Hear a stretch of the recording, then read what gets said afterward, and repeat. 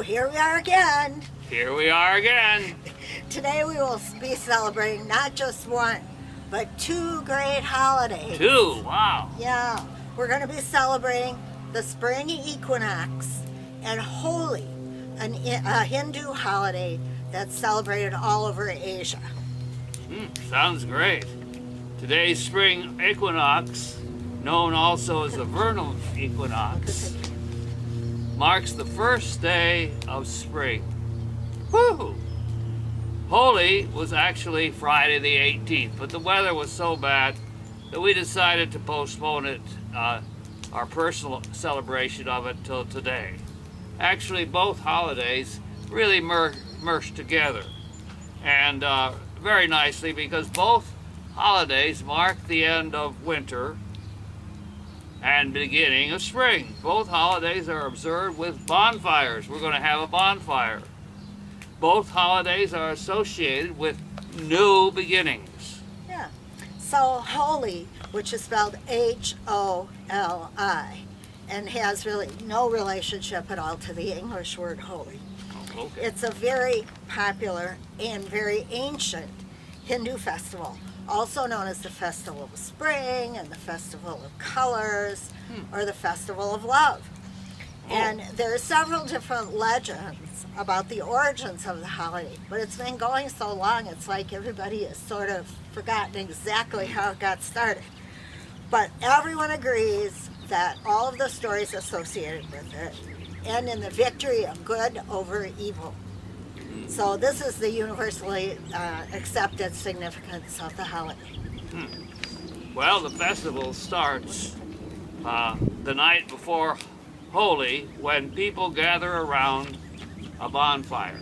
Okay, some pray that their internal evil will be destroyed by the flames of the fire. For others, the fire represents the coming of spring because of the heat that comes off the fire.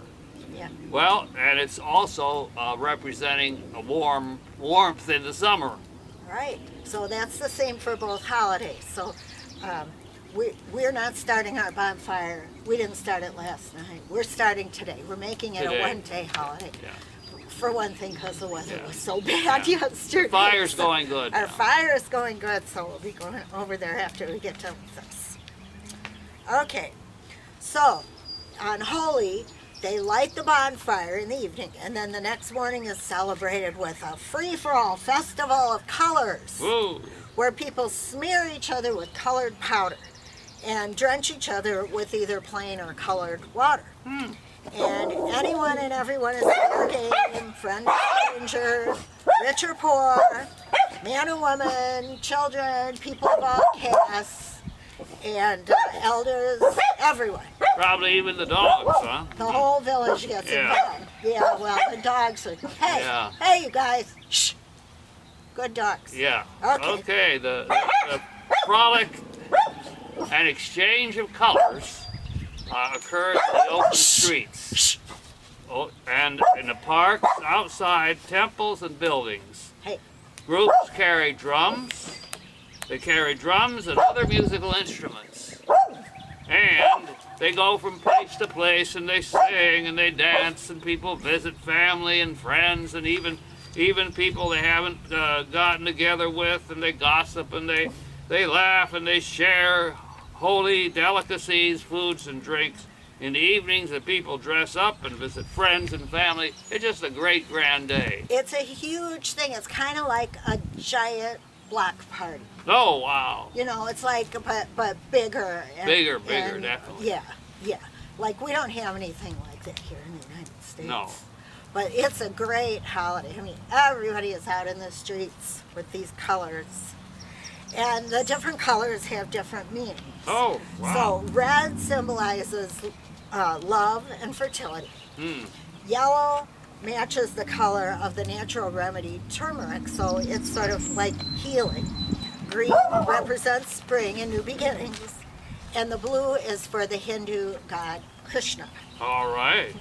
And to fuel all this, they have all this paint throwing, all this color throwing, is big batches of desserts and pastries and parcels and dried fruit and with a lot of sugar syrup.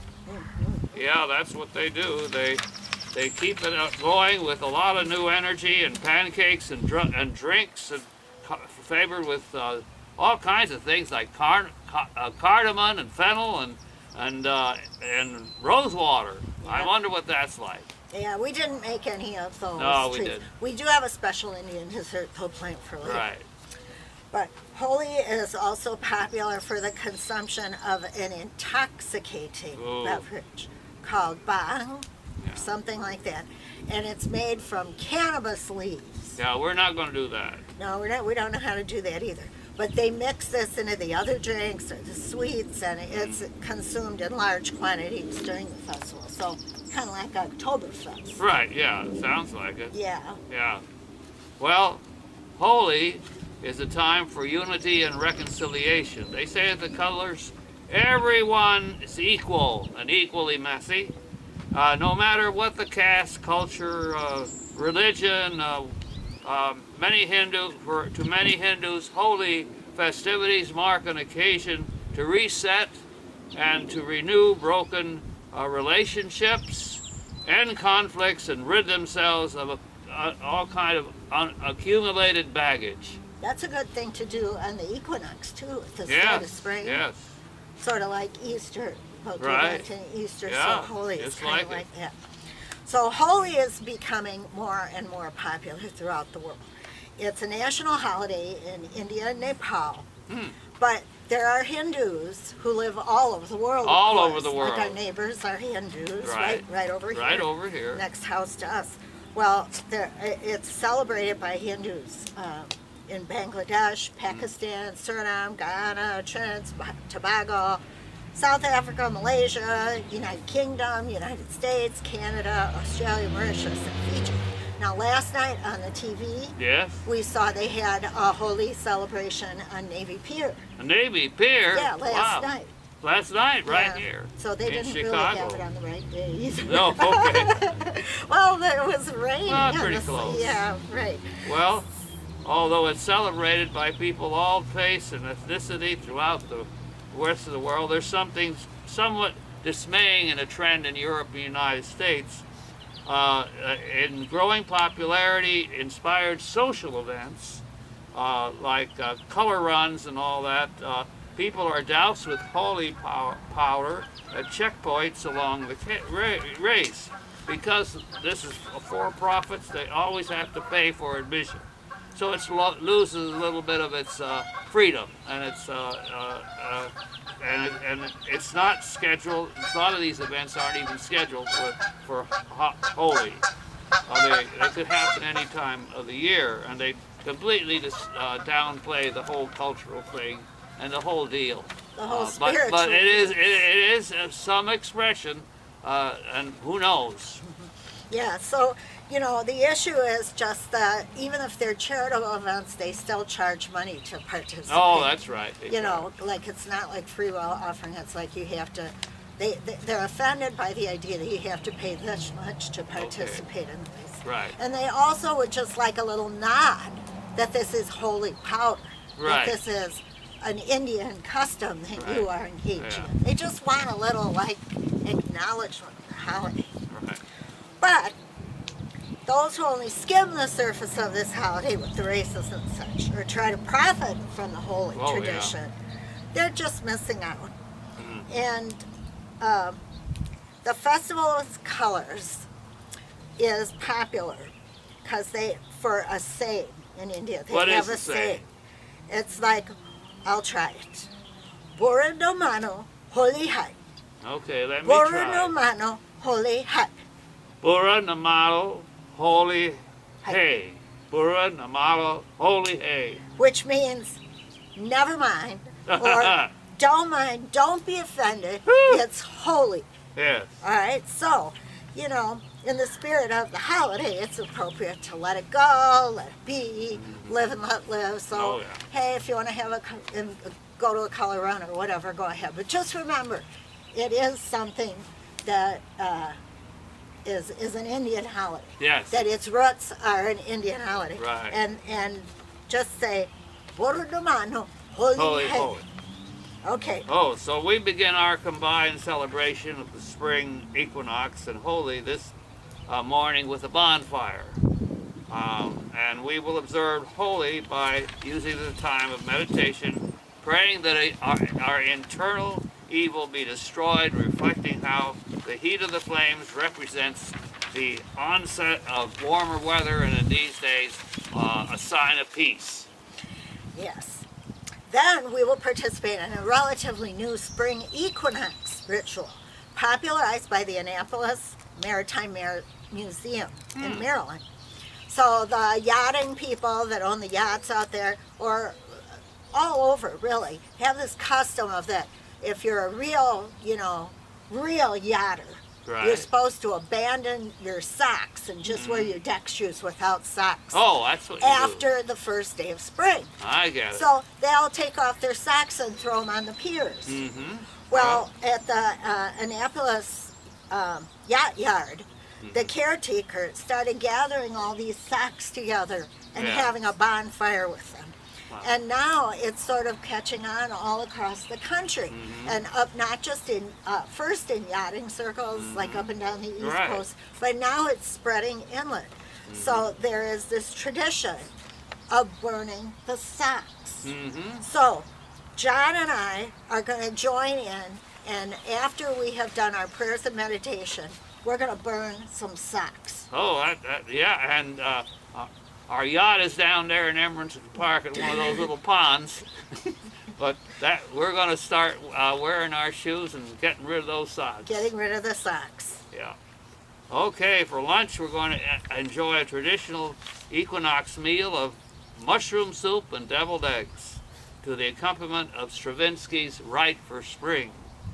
And then we will take a little walk in our local vernal pond, around our local vernal pond, located a couple of blocks from our house. And it is called vernal pond because it has water only in the spring and not the rest of the year. Will it have water the first day of spring? Who knows? We'll find out. We'll tell you later, maybe. Maybe we'll even see a spring peeper.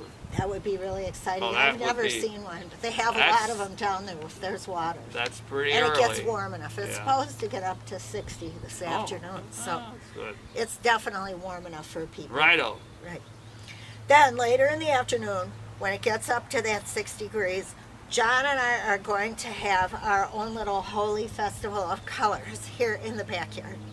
And it'll be the first time, so we have no idea what we're doing and whether we'll be able to get this powder off us, how long it will take. But we're going to try to have a little fun with ourselves and experiment with this Holi powder. Right. And then after we clean ourselves up, we'll have a proper Indian meal. We like to cook our Indian meals. We're going to have tandoori chicken. We're going to have butter chicken. We're going to have homemade naan, samosas, and we're going to top it off with a special Indian sweet called gulab jamun. It's like a pastry and a sugar syrup. So that should be delicious. So, happy spring equinox and happy Holi.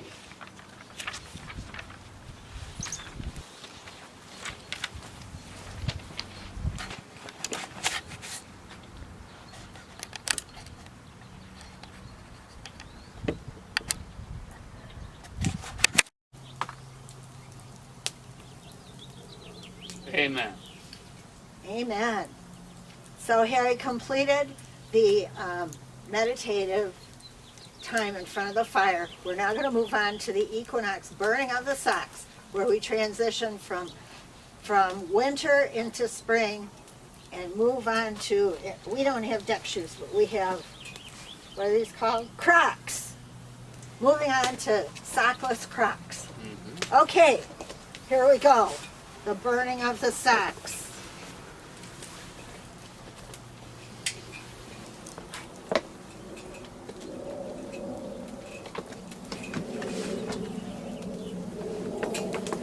That's kind of gratifying.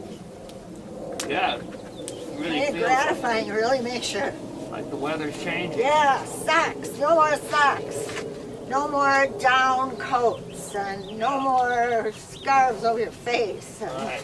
That's right, spring is here. Spring is here. Spring is here. Yay. Yay. Whoops, I missed. Okay, There you go. okay. Happy Happy spring spring equinox.